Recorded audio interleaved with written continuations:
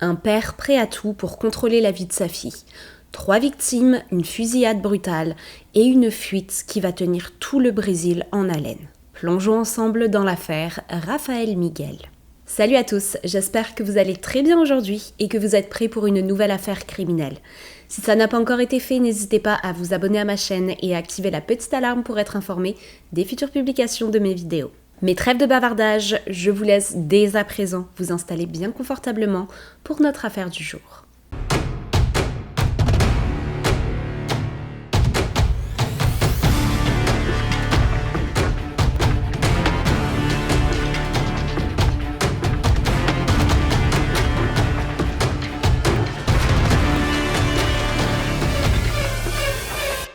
Le matin du 1er janvier 2018, des cris et des fracas se font entendre au domicile de la famille Tibcherani Mathias. Une habitude pour leurs voisins, car derrière les murs de la petite maison vétuste et délabrée, localisée dans un quartier défavorisé de la grande ville de Sao Paulo au Brésil, se cache un quotidien hostile et violent.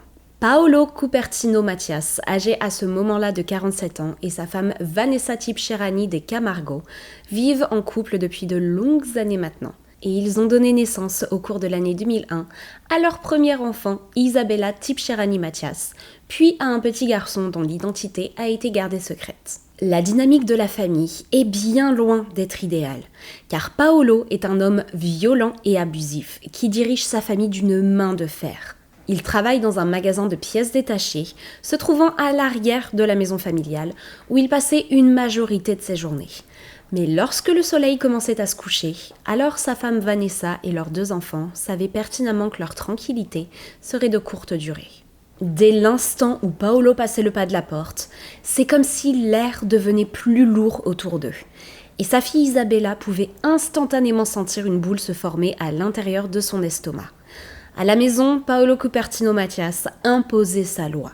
Colérique, autoritaire, imprévisible, il régnait par la peur. Chaque silence, chaque geste, chaque mot était pesé pour éviter une explosion de sa part. Il était un homme extrêmement solitaire, ayant instauré des règles très strictes à l'intérieur de son foyer. Et si ces règles n'étaient pas suivies à la lettre, alors il n'hésitait aucunement à utiliser les coups et la violence comme moyen de réponse. Vanessa se sentait prise au piège à l'intérieur de cette relation.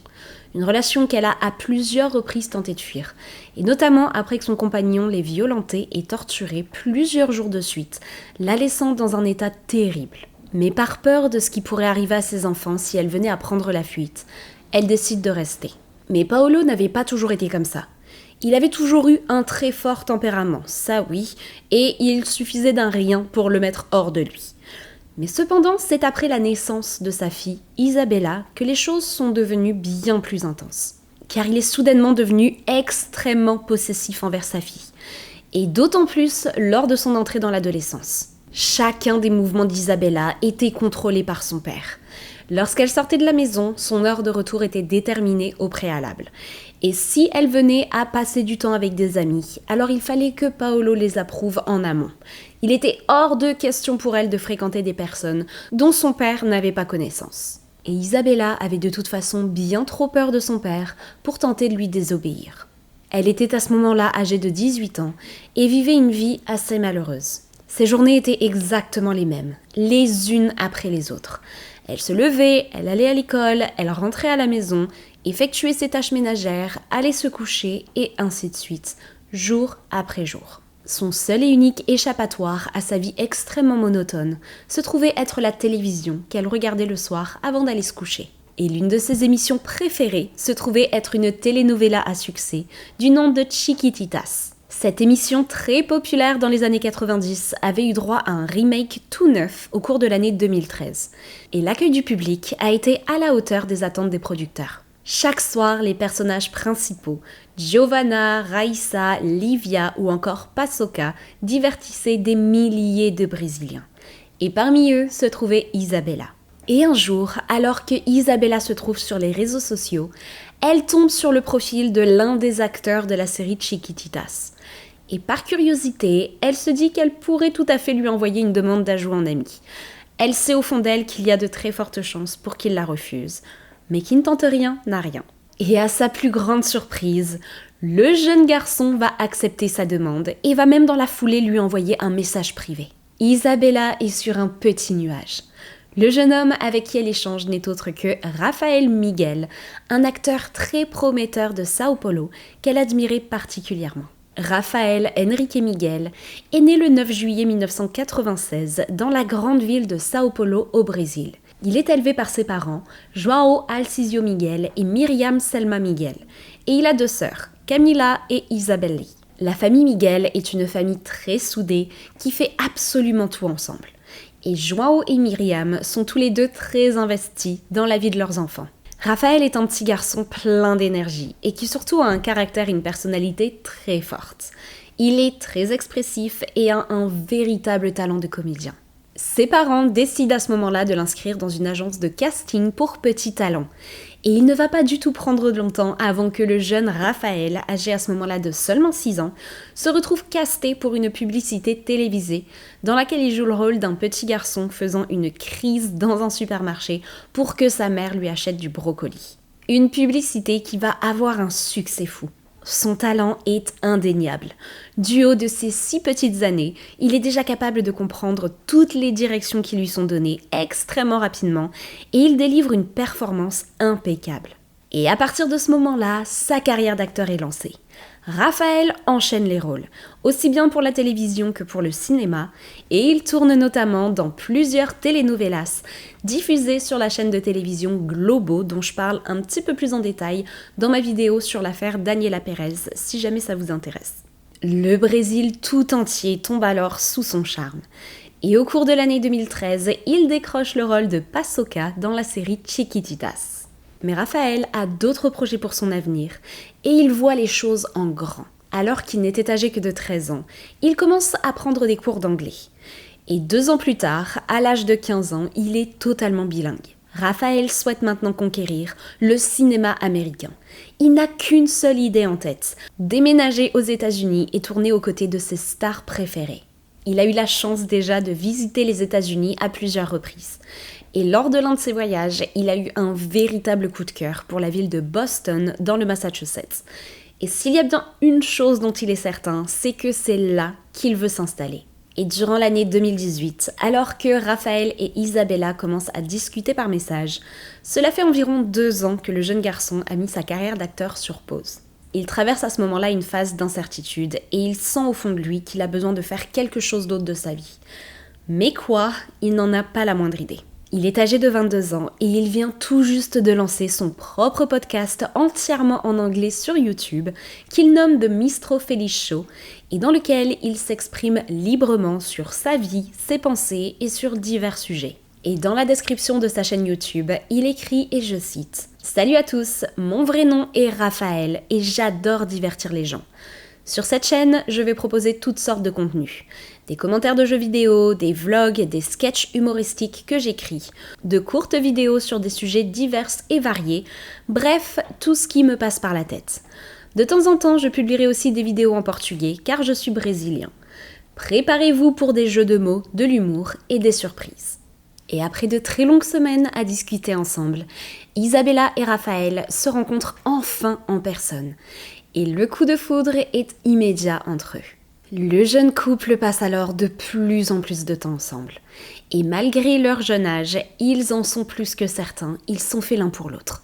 Rafael est incapable de garder sa joie pour lui. Il explose de bonheur et il ne cesse de parler de la jolie Isabella à tout le monde autour de lui. Il veut crier son amour pour elle sur tous les toits. Il parle d'elle à sa famille, à ses amis, mais aussi dans son podcast. Et rapidement, Isabella se voit invitée aux célébrations de la famille Miguel. Anniversaire, fête, toutes les occasions sont bonnes pour passer du temps ensemble. Isabella se sent entièrement acceptée dans cette belle et grande famille. Et à chacune de ses visites, elle est accueillie à bras ouverts. C'est la toute première fois pour elle d'ailleurs qu'elle a le sentiment de faire partie d'une véritable famille. Car jusque-là, elle n'a connu que la peur, la violence et les cris. Et contrairement à son petit ami, elle n'a pas la chance de pouvoir partager son amour pour Rafael à sa famille. Car si son père venait à apprendre qu'elle fréquentait un jeune garçon, alors il mettrait tout en œuvre pour les séparer et pour briser leur couple. Elle garde donc le secret Et à chaque fois qu'elle retrouve Raphaël, elle trouve une excuse pour expliquer son absence de la maison. Parfois, elle se trouve à la bibliothèque en train d'étudier. D'autres fois, chez une amie à elle. Isabella ne manque jamais d'idées. Et Raphaël était bien au courant de la dynamique au domicile de la famille Tibcherani-Mathias et de l'emprise sous laquelle Isabella, sa mère et son petit frère se trouvaient. Les mois passent et un jour de septembre de l'année 2018, Isabella quitte le lycée en fin d'après-midi comme à son habitude et s'apprête à prendre le bus pour rentrer jusqu'à chez elle, lorsqu'elle aperçoit le véhicule de son père garé à quelques mètres du lycée. Il lui fait alors signe de monter à bord et la jeune femme s'exécute. Mais à peine la voiture a-t-elle démarré que Paolo se met à hurler au visage de sa fille. Il lui demande des explications. Comment cela se fait-il qu'elle est un petit ami depuis plusieurs mois et qu'elle ne lui en ait jamais parlé ? Il est totalement hors de lui et il se met à la frapper tout en continuant à déverser sa colère sur elle. Une fois arrivée à la maison, Vanessa, la mère de famille, tente de s'interposer entre le père et sa fille pour protéger Isabella. Mais Paolo va à ce moment-là se retourner contre elle. Il la bat alors durant de longues minutes et finit par la pousser en bas des escaliers. Vanessa s'en sort avec de nombreux bleus un peu partout sur son corps et avec une épaule déboîtée. Paolo confisque ensuite le téléphone portable de sa fille et il l'enferme à l'intérieur de sa chambre. Dorénavant, sa relation avec Raphaël est terminée. Il va même aller jusqu'à lui interdire ne serait-ce que de penser à lui. À ce moment-là, Isabella ne réalise pas l'enfer qu'elle est sur le point de vivre. Elle va passer 8 mois enfermée dans cette petite pièce. Elle ne se rend plus au lycée, elle ne voit plus ses amis et elle n'a plus le moindre contact avec le monde extérieur. Et si elle n'avait pas reçu le soutien et l'amour inconditionnel de sa mère au cours de ces 8 mois d'enfer absolu, elle en est certaine, elle n'aurait jamais survécu. Vanessa est totalement incapable de s'interposer et de contredire une décision prise par Paolo.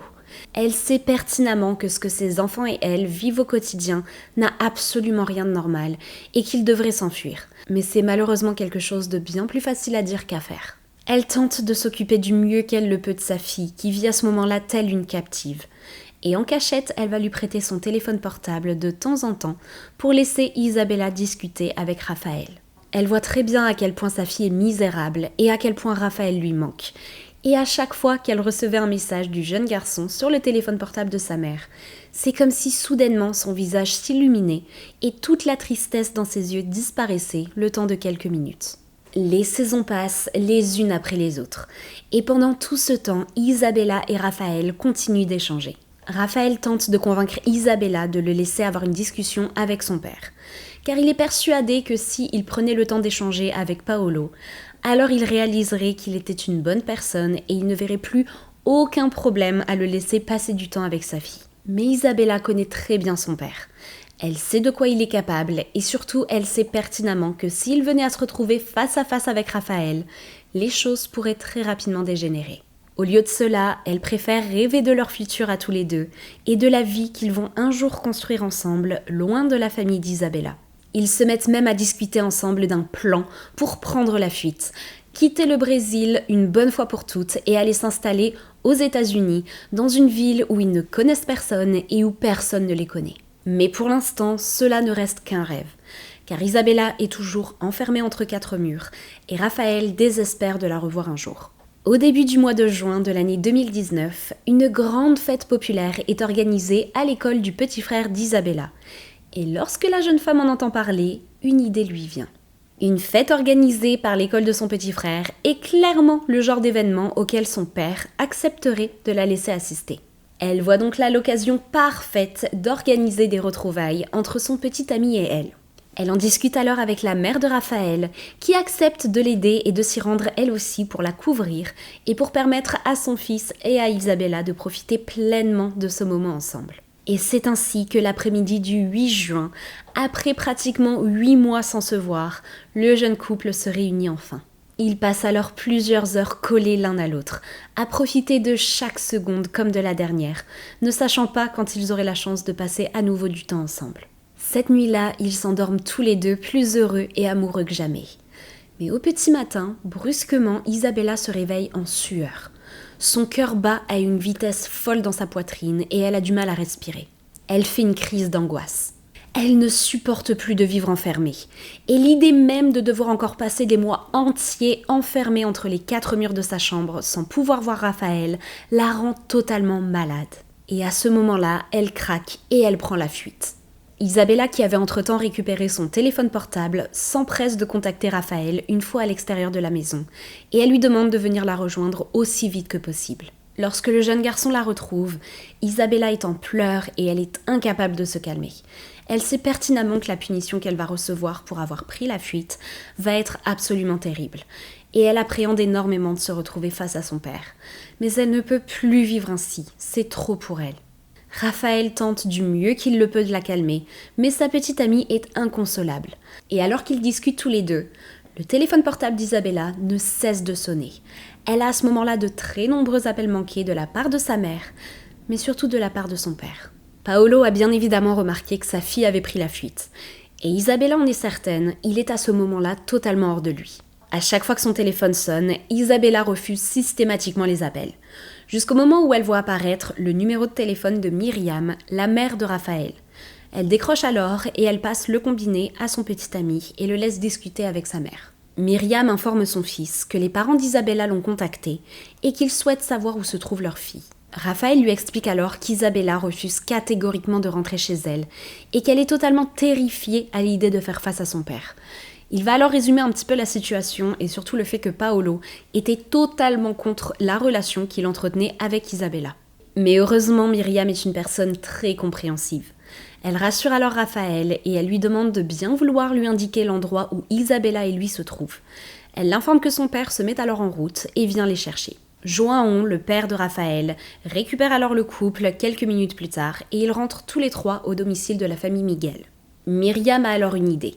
Son mari, son fils et elle vont tous les trois accompagner Isabella jusqu'à chez elle pour s'assurer que tout se passe bien et ils vont en profiter pour avoir une petite discussion avec le père de la jeune femme. Elle se dit que s'ils prennent le temps de faire connaissance, et surtout si Paolo rencontre enfin Raphaël en personne, alors il aura une image totalement différente de lui, et acceptera probablement que sa fille le fréquente.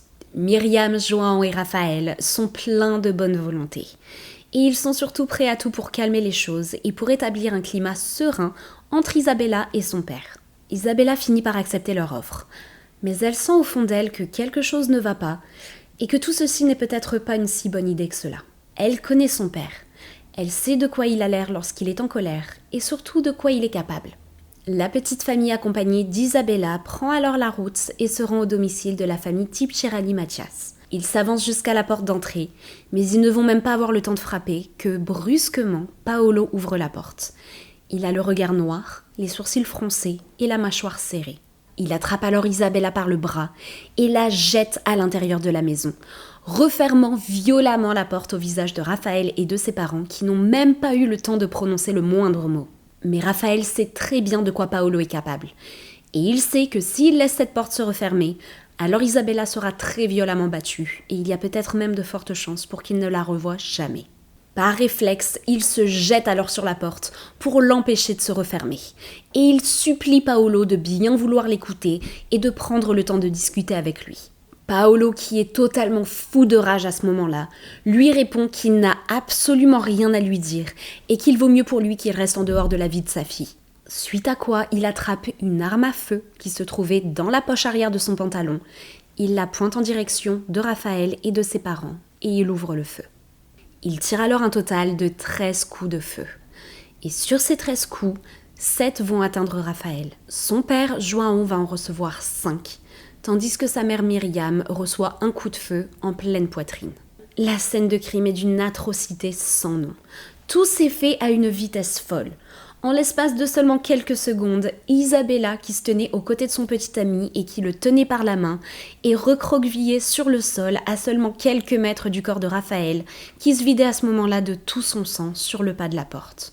La jeune femme hurle, elle court au chevet de Raphaël et le serre de toutes ses forces contre elle. Mais il est à ce moment-là déjà trop tard. Et alors qu'Isabella se trouve effondrée sur le sol et que sa mère est à son chevet en train d'essayer de la consoler, Paolo profite que l'attention ne soit pas dirigée sur lui pour prendre la fuite. Des caméras de sécurité le capturent alors en train de courir et de se rendre jusqu'à sa voiture qu'il avait garée à seulement quelques rues de chez lui. Il monte à bord, démarre et prend la route. Les secours arrivent très rapidement sur la scène de crime et constatent le décès de Raphaël, de sa mère Myriam et de son père João. Isabella, qui est bien évidemment à ce moment-là totalement chamboulée, est emmenée à l'hôpital où elle va être examinée. Puis les policiers vont l'interroger pour en apprendre un petit peu plus sur ce qui s'est passé quelques heures plus tôt. La jeune femme leur fait part des abus terribles dont elle était la victime des mains de son père depuis de longues années déjà, de sa relation amoureuse avec Raphaël, de la colère de Paolo lorsqu'il en a eu vent, et de l'attaque brutale et soudaine sur l'acteur et sa famille. Les policiers restent sans voix. Mais la question qui reste à ce moment-là sans réponse est où se trouve Paolo Cupertino Mathias ? Une chasse à l'homme est alors lancée. Les policiers de tout le pays sont sur le qui-vive et les chaînes d'information à la télévision diffusent son portrait sans arrêt dans l'espoir d'obtenir des pistes. Et ça, des pistes, ils vont en avoir. Car ce sont des centaines d'appels qui s'enchaînent les uns après les autres de la part de personnes persuadées d'avoir aperçu le fugitif. Certaines personnes pensaient l'avoir aperçu dans un café à environ 5 heures de route de son domicile. D'autres à la frontière avec le Venezuela. Des centaines de pistes qui ne vont malheureusement mener à rien. Et alors que Paolo se trouve au centre de l'attention de tous les médias, une découverte terrible est faite sur sa vie de famille. Car Paolo Cupertino Mathias vivait en réalité une seconde vie et avait une autre famille qui ne vivait qu'à quelques kilomètres de là où il habitait avec Vanessa et ses 2 enfants. Paolo était en réalité marié à une femme du nom de Maria Quiteria de Oliveira, avec qui il avait 2 autres enfants. Et ça, Myriam, Isabella et son petit frère n'en avaient pas la moindre idée. Les semaines passent et les hommages en l'honneur de Raphaël et de ses parents sont extrêmement nombreux. L'émotion est palpable et il est difficile pour beaucoup de réaliser que ce petit garçon souriant et talentueux, qui apparaissait régulièrement sur les écrans de télévision de tout le pays, puisse avoir été si brutalement assassiné. Mais cette émotion était mélangée à de la peur, car pendant ce temps-là, son assassin courait librement les rues, et personne ne savait de quoi il était capable. Isabella la première, elle n'attendait qu'une seule chose, que Paolo soit capturé et paye enfin pour avoir fait de sa vie un véritable enfer, et pour lui avoir enlevé la personne qu'elle aimait le plus au monde. Mais les mois puis les années passent et aucune trace de Paolo. Et c'est finalement le 16 mai 2022, après près de 3 ans de fuite, que la police de São Paulo finit par lui mettre la main dessus, mettant ainsi fin à l'une des cavales les plus médiatisées du pays. Paolo Cupertino Mathias a été retrouvé dans un hôtel de la zone sud de São Paulo. Il a passé 3 ans à se camoufler en changeant sans arrêt son apparence physique, sa localisation et en payant en liquide pour éviter toute détection. Il est même allé jusqu'à se créer une nouvelle identité, se faisant appeler Manuel Machado da Silva. Au cours de ces 3 ans, il n'a donc cessé de voyager d'un état à l'autre, et il a même vécu plusieurs mois au Paraguay où il a travaillé dans une ferme. Il est à ce moment-là incarcéré dans l'attente de son procès. Et il va alors multiplier les manœuvres juridiques pour tenter de retarder l'échéance. Il va même aller jusqu'à écrire une lettre de 9 pages destinée au tribunal dans laquelle il demande l'habeas corpus. L'habeas corpus, pour ceux qui ne le savent pas, se trouve être un droit fondamental visant à protéger une personne d'une détention illégale. Et cela car Paolo est persuadé d'être un homme innocent, ne méritant aucunement ce traitement. Mais finalement, le 29 mai 2025, le procès de Paolo Cupertino Mathias s'ouvre enfin devant un jury populaire, dans une atmosphère extrêmement lourde. Et parmi les témoins présents se trouve sa femme Maria, qui va témoigner et affirmer que Paolo avait toujours été un très bon mari et un excellent père, et qu'il n'avait jamais levé la main, ni sur elle, ni sur leurs enfants. Une vie totalement différente de celle qu'il faisait quotidiennement subir à Vanessa et leurs 2 enfants. Isabella va d'ailleurs totalement refuser d'être présente dans la même pièce que Paolo.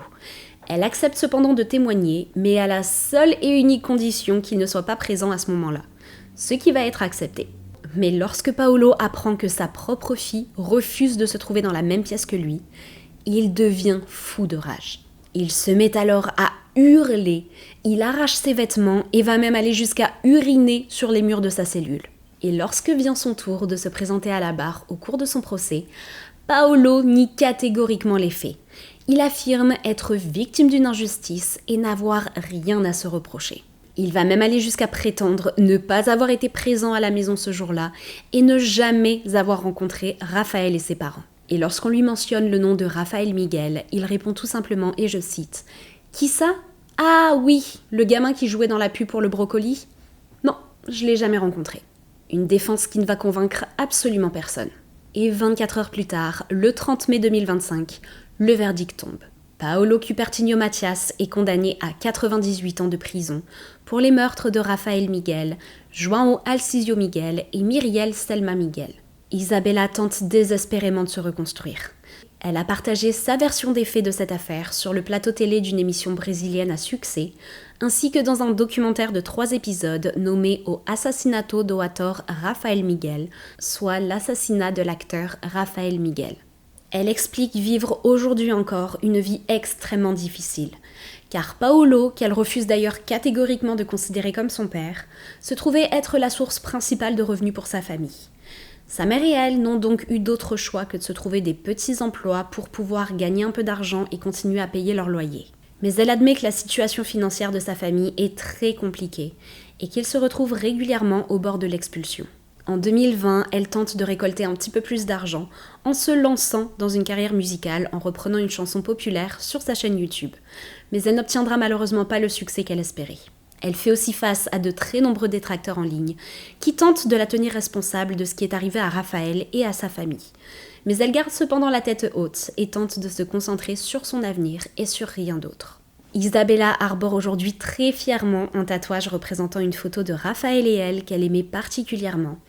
Et elle affirme que la disparition de Rafael est encore un sujet extrêmement douloureux et sensible pour elle, et qu'elle ne pense pas être capable d'aimer quelqu'un comme elle l'avait aimé.